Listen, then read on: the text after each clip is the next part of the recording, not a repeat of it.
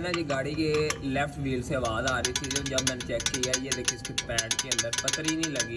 पतरी इस जगह पे लगी होती है, नीचे भी और ऊपर भी, इसको नहीं लगी। ये आवाज़ आ रही है। अभी गाड़ी स्टार्ट करने से इसके अंदर से आवाज़ आएगी, जैसा कि इस साइड पे पतरी लगी है। अभी गाड़ी स्टार्ट करें, ये देखिए अभी ना ये जो पैड है ये इसमें मूव कर रहा है।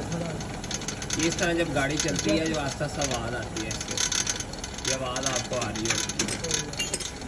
जब ये पतरी लगेगी तो ये आवाज़